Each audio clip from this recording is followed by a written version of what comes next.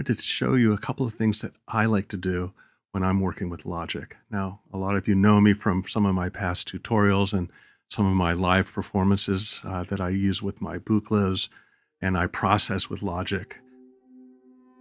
So what I like to do with Logic is get underneath the hood, really get into the environment and see what I can do to manipulate the flow of MIDI signals to do exactly what I want them to do. Now, when I perform live, I use the modulators in ways that you can't use them unless you go into the environment to do it.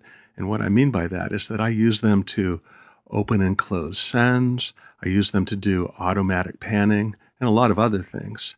So in these few tutorials, I'm going to show you how to use modulators in ways that they really weren't intended to be used, and ways that you can use them in your own projects. So let's get started. There are three letters that you've got to know, and those are IAC, and they stand for Inter-Application Communication. So what does that mean? Well, it's a way for any other open application to send MIDI and receive MIDI from any other open application. Think of them as virtual patch cords. And how do these patches kind of get organized? Well, they get organized through something called the IAC bus, or the Inter-Application Communication bus.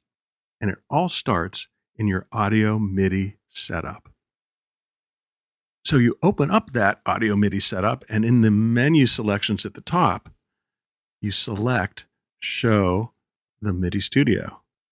Sometimes it says hide, sometimes it says show, but make sure that you're showing the MIDI Studio. And you'll know right away because you'll see this window right here.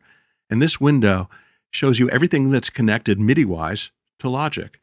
Notice the IAC driver is not lit up. And because of that, there are no IAC buses activated in the physical input in Logic's environment. So in order to get all of those lines of communication active, you've got to click on the IAC driver icon, which will open up this window. And in this window, which is the IAC properties, you've got to make sure that the IAC driver device is online. You've got to make sure this box is ticked. Because when it is, back over in the other window, you'll see that the IAC driver now is activated. It's bright and shiny, right? Ready to go.